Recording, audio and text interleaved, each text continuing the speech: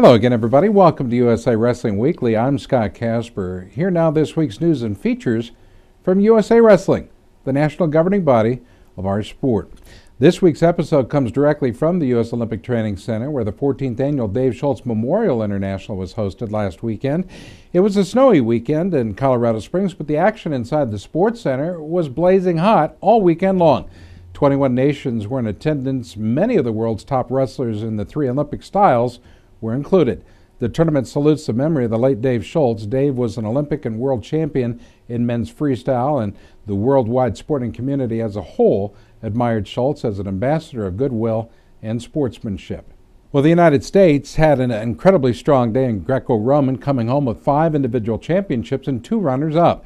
History was made at heavyweight as 2002 world champion Jermeel Byers of the Army won his 6th career Dave Schultz Memorial title, the most titles in event history. He defeated veteran international star Nico Schmidt of Germany in the finals 1-0-1-0.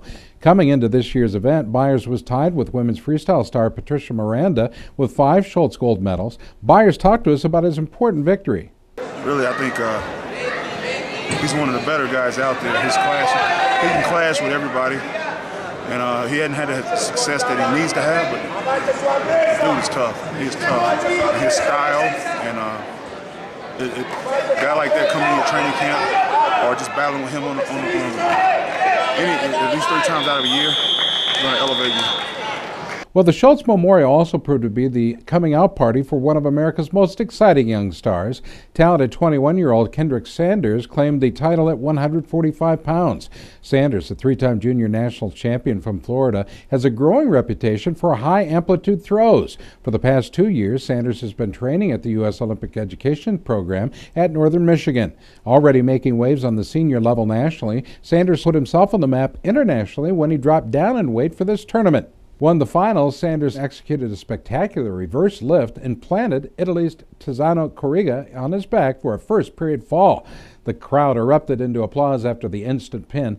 Honors for the young star? You bet. Sanders secured Outstanding Wrestler of the Greco-Roman competition for his efforts. I knew he was going to hold me off for on our feet, like he wasn't going to do too much. I knew how I've been lifting the whole tournament, I knew I can lift him. So right off the bat, that was my go-to move, so that's what I used in the match with. Well, the final round started out strong for Team USA when in the second period, 2008 Olympian Spencer Mango energized the crowd by scoring a pin from the defensive position over India's always tough Rajendra Kumar at 121 pounds. With the win, Mango avenged the loss to Kumar in last week's Kiki Cup. Kiki Cup, it's really just kind of a tune-up tournament, warm-up, friendly, dual meet. And I don't know, I guess maybe I took it for granted a little bit. Wasn't really mentally prepared like I should have been. But, we went to practice after that and worked all last week on the mistakes I made, and I was able to turn around. Well, there were 2 All-American finals, which pitted top Olympic hopefuls from the U.S. at 163 pounds. 2011 World Team member Andrew Biesick swept 2-time Schultz champion Jake Fisher in the finals by the score of 1-0-1-0. Biesick replaced Fisher at the 2011 World Championships after Fisher was injured in training. Took everything, planning, strategizing. Started off, competition wasn't as tough as the years past, but it was a good win, and very glad to be where I'm at. So. We go now to the finals at 185 pounds. 2009 World Team member Chaz Betts stopped 2-time World Team member Jake Clark, 2-0-1-0. Now Betts is coming off a huge win at the U.S. Open in December. Well, I know exactly what he's got and what he doesn't have. I know on bottom he's usually waiting for parterre, and he'll fight the hands really well. I was talking strategy with Biesick, my partner, earlier, and I was just like, get my hands locked, he's going to turn. I know I'll turn him. And so the idea was keep pressure on him, don't let him get too funky down there, and get my lock. Worked out first period and second period. Same thing as the rest of the day. Score on the feet, and parterre, you don't even have to worry about it. It's kind of nice. Well, the other 2 champions were international stars who defeated American opponents in the finals. At 132 pounds, India's Anil Kumar rallied past 2-time World Team member Jeremiah Davis to win in 3 periods. At 211 pounds, Justin Ruiz had a strong effort as he makes his way back from surgery in December. He wrestled well to reach the finals, where he then battled Egypt's 2006 world champion Mohamed Fatah. Abdul Fatah countered a turn attempt by Ruiz to score a pin of his own in the first period. While the U.S. Army won the Greco-Roman team title on the strength of 2 champions, a runner-up, and 8 individual medalists. Steve Frazier, the national Greco-Roman coach, evaluated his American athletes. Well, the best thing about it is we had foreign competition. You know, it's always good for us. I thought we wrestled pretty well. I mean, we got to work on a lot of things. I saw a lot of needs for improvement, for sure. But I saw a lot of good things, too. So I was happy with the tournament. Well, fans at the Dave Schultz Memorial had the opportunity to see America's reigning men's freestyle world champion Jordan Burroughs in action, and the exciting young star did not disappoint. The 163-pound Burroughs continued his impressive dominance. He earned a hard-fought finals victory over 2009 U.S. World Team member Trent Paulson. The final, 1-0-6-0. What a margin. Paulson was one of Burroughs' coaches earlier in his career at the University of Nebraska. Burroughs extends his winning streak at the senior level. He's not lost a single match since he finished his collegiate career and entered the 2011 U.S. Open. He's tough. You know, he coached me at one point in my career. You know, so he knows all I have. And I've seen him wrestle a lot, so it's going to be a tough matchup anytime we wrestle. A lot of pursuing. I mean, I took a couple good shots, but I really let him press the pace in the match and just countered off his bad shots. So, I mean, I know if I get the lead early, it's going to be hard for him to come up. Well, Team USA had a strong day in men's freestyle with 4 individual champions on its home turf. In a wild finals match, which saw a number of lead changes in the final seconds of the third period, Coleman Scott defeated India's Ruhal Aware in the finals at 132. The score? 2-1, 1-3, 3-2. Scott, who was an NCAA champion for Oklahoma State, was named the OW in freestyle for his incredible achievement. It wasn't my best, you know, but just glad I sort of cowboyed up and got it. I don't know. I just let up defensively, went straight-legged. You know, I've been working on a lot, and I sort of disappointed myself for that, but I was glad I came back and got that point at the end.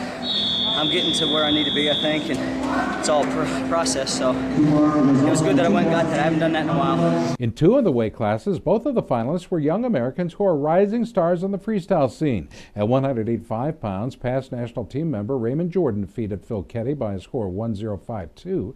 Jordan was a college star from Missouri, while Ketty competed for the University of Iowa. Jordan is now training at Nebraska with Burroughs, one of his workout partners. I thought I wrestled a solid match. I think there were a couple more opportunities for me to create some action and some scoring opportunities. But all in all, I thought I wrestled a solid match. Ketty is a tough competitor, and you know he's already qualified for the trials. Won NYAC, so I look forward to wrestling him again. Well, 2 athletes taking Olympic redshirt years from college battled for the heavyweight title. Don Bradley from the University of Missouri needed 3 periods to outlast Gerard Trice of Central Michigan in the finals.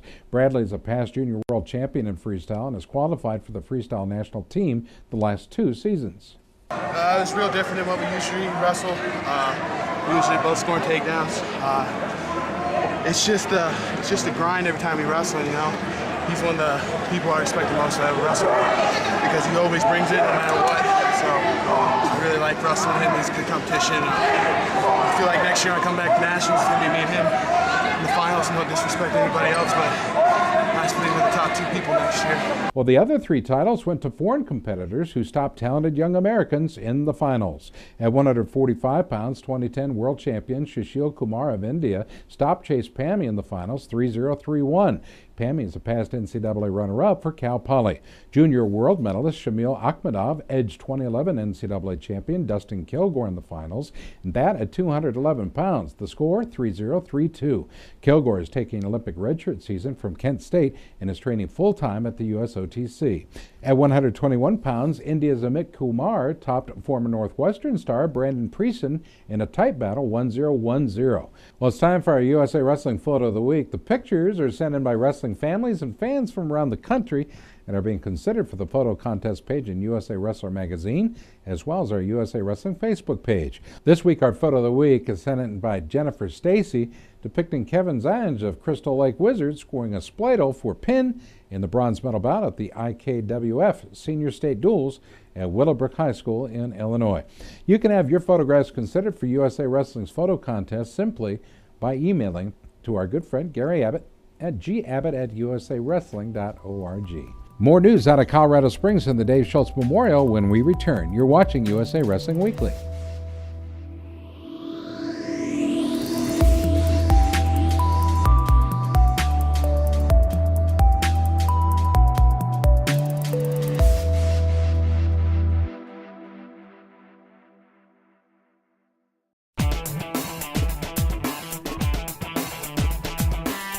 Each season, Liberty Mutual's Responsible Sports Community Grant Program awards $65,000 to youth sports organizations and school sports programs that demonstrate their commitment to responsibility in youth sports. Your organization could be one of our 20 winners this season.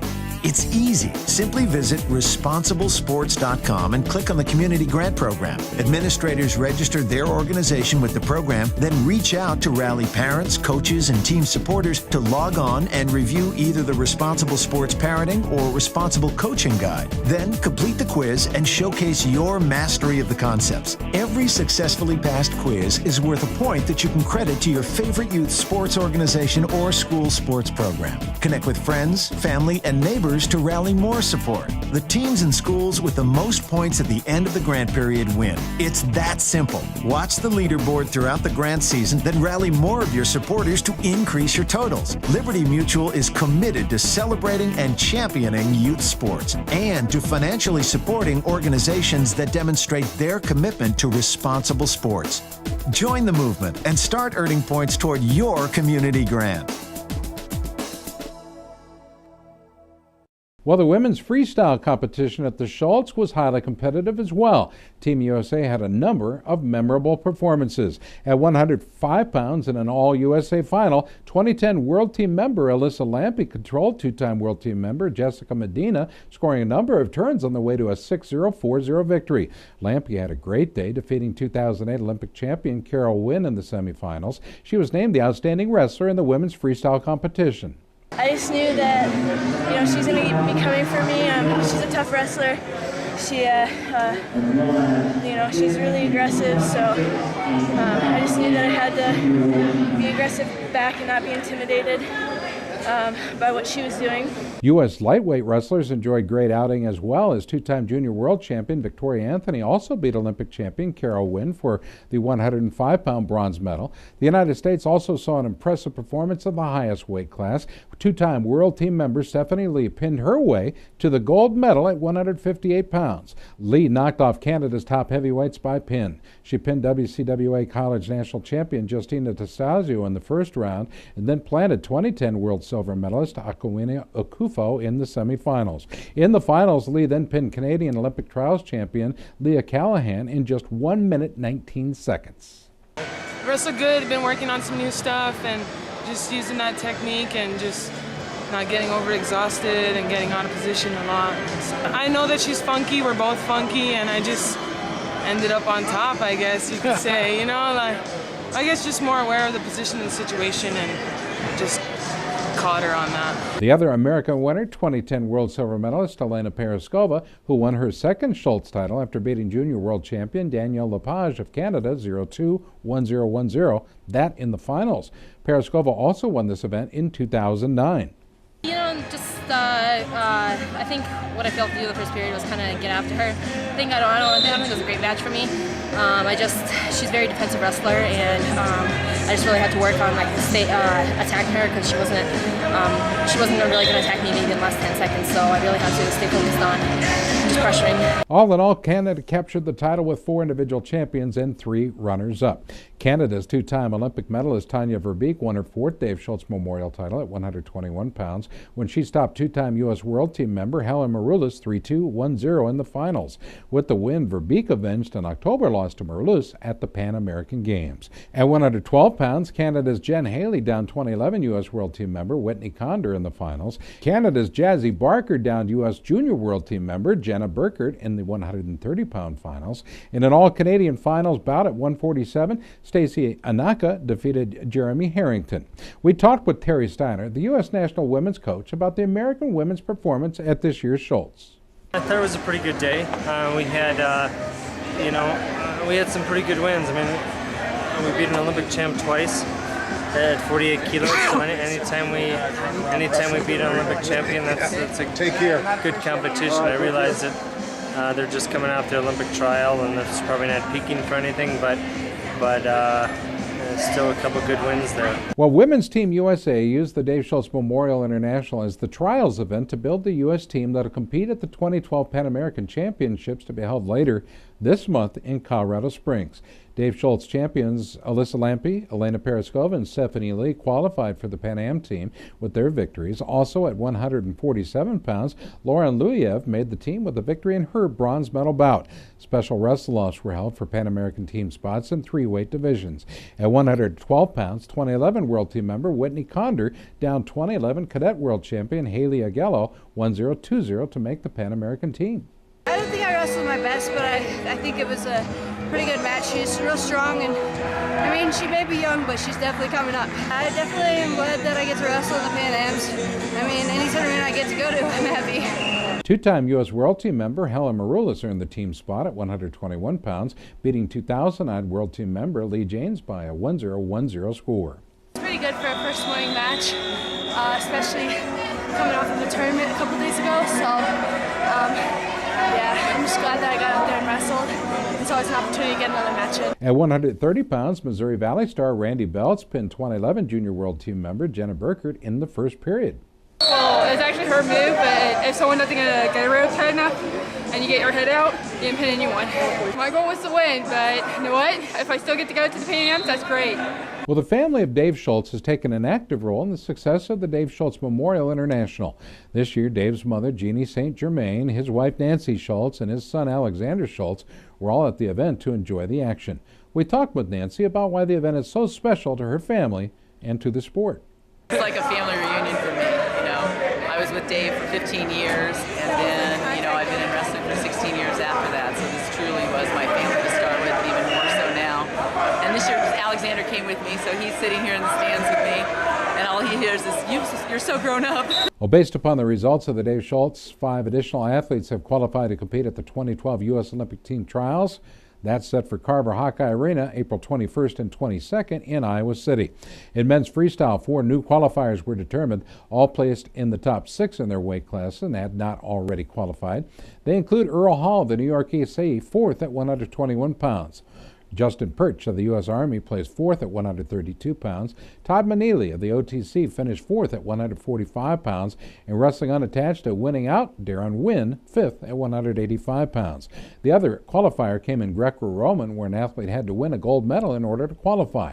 The new Greco qualifier is Kendrick Sanders of the New York AC. He was champion at 145 pounds. Now, since the qualification process for the U.S. Olympic Team Trials began, 175 athletes have already earned their spot in this elite field. The qualification process will continue in the months leading up to the event.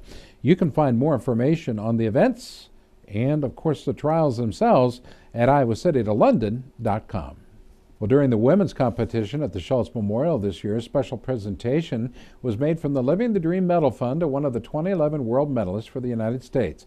The Living the Dream Medal Fund provides bonus payments to U.S. athletes who win world and Olympic medals. At the 2011 World Championships in Istanbul, Turkey, Adeline Gray won a bronze medal at 147 pounds in women's wrestling. Gray is a native of Denver, Colorado, and is a full-time resident athlete at the USOTC. She received her $15,000 Living the Dream Medal Fund bonus check in her home state in front of her friends and family prior to the beginning of the Schultz Memorial Finals. Adeline talked to us about what the Medal Fund means to her and other Olympic hopefuls. I feel so blessed, really, to have this kind of fund for wrestling. I mean, especially with women's wrestling just coming up, for us to have the equality with the boys with that stipend, it's amazing. So I really just want to say thank you to everyone who puts the effort into making that dream happen. Well, February is Black History Month, and USA Wrestling visited recently with legendary Bobby Douglas during the Dave Schultz Memorial. Douglas was a trailblazer for African-American athletes and coaches within the sport, and has served as the first chairman of USA Wrestling's Diversity Committee. Coach Douglas discussed the legacy of African-Americans in wrestling.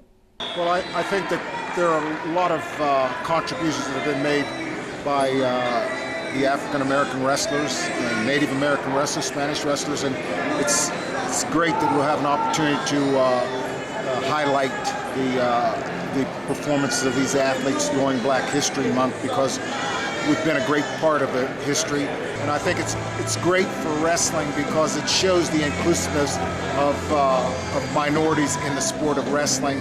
Folks, stay tuned. You're watching USA Wrestling. We'll be right back.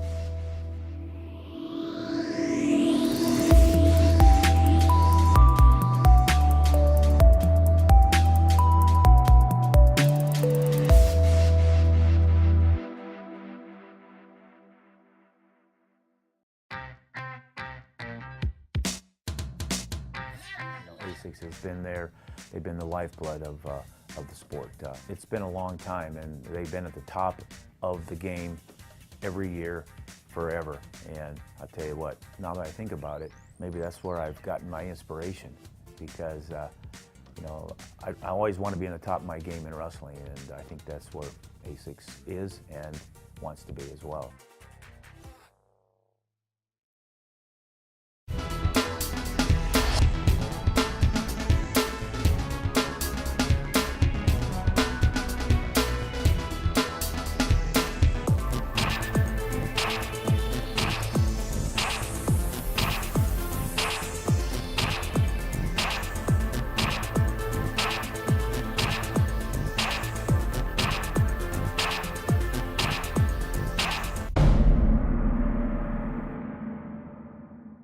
There comes a point in your life that determines who you are, whether you will lead or follow, whether you will fight or give in, whether you will win or lose,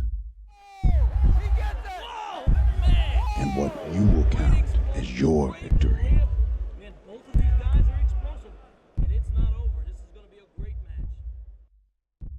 Well, the Schultz Memorial International brought together many of America's great champions of the past, and like most of us, their minds are focused on the Olympic year ahead. We spoke with 5 Olympic team members about why the Olympic year is so special, as well as memories of their personal Olympic experience. Making a comeback on the mat, and the man we talked to first, 2-time Olympic medalist, the big man, Rulon Gardner. Being so close to, the Olympic trials this year in 2012 and heading into London, being an athlete, it makes you really focus more, makes you really realize the practices you're going through. You have to maximize every one, because it's not just the physical, it's the mental toughness, and it's all the pressure of being and trying to be an Olympian and trying to compete to, ultimately win a medal for the U.S. team at the Olympics. Bill Rosado, a member of the 1976 U.S. Olympic freestyle team, was at the Schultz Memorial as a coach for one of the women's freestyle wrestlers. You look back at the years that you wrestled, that I wrestled, and the things that I did to accomplish, making the Olympic team. I was told coming out of high school I was too small to wrestle in college. Years later, I'd be in the Arizona State Hall of Fame and haven't made an Olympic team. So for a guy who was too small to wrestle, I don't think I did too bad. Sammy Henson, a 2000 Olympic silver medalist and 1998 world champion in freestyle wrestling, was working the Schultz as a coach for the Sunkist Kids. Oh yeah, the Olympic year is just special. There's nothing to say about it. It's Olympic year. Everybody, just you get excited about it. And then our training camp, we had a training camp in December with a bunch of the guys coming out, and just the enthusiasm and the effort they're putting into the program. And they really want your help. They really seek you out a little bit more during the Olympic year, which is, it's something that you like to be around. And I love what I do. I love being a part of great athletes and people that want to be great. So. Brandon Paulson, who won an Olympic silver medal in Greco-Roman at the '96 Olympics in Atlanta, Georgia, is a coach for the Minnesota Storm. Well, the Olympics is always a special year. This is what they geared for, not just the last 3 years, but their whole life. So your training is a little bit more intense. Your competition is a little bit more intense. Everything is focused. The Olympic year is it. This is it for wrestling. This is the only time anybody outside the wrestling world basically gets to see you. So you want to shine. Well, Takara Montgomery was a member of the historic 2004 Women's Freestyle Olympic team in Athens, Greece, when women's wrestling appeared in the Olympics for the first time. Montgomery is now head women's coach for Lindenwood. In so many ways, it was like just a sort of fairy tale whirlwind that I went through. Preparation just to get on the team was a lot. Just keeping my training together and keeping my body healthy and everything. But what a common goal, what every female athlete had at that point, was to make the team. Many poured their all into the Dave Schultz Memorial International on the weekend, including a film crew working on a documentary about the Ohio Regional Training Center in Columbus, Ohio. This group has created an exciting trailer showing behind-the-scenes images of the Olympic hopeful wrestlers in training, as well as their coaches and families. The driving force behind this new documentary effort is Zach Smart, a wrestler who was a place winner at the Ohio State High School Championships. A professional in the movie and film industry, Smart has been shooting footage with the Ohio RTC for a few years now and is looking to complete a full documentary. We talked with Smart during a break in the action at the Schultz. You know, I kind of just became friends with these guys, and I found out, you know, their stories are way more interesting than, you know, from the outside, looking at it doesn't look like what they're doing is too incredible, but when you start to know these guys and know the individuals, it's just amazing what they're doing. Well, folks, that'll do it for this week's program. We appreciate you watching. For all of us at USA Wrestling Weekly, have a good one, everybody.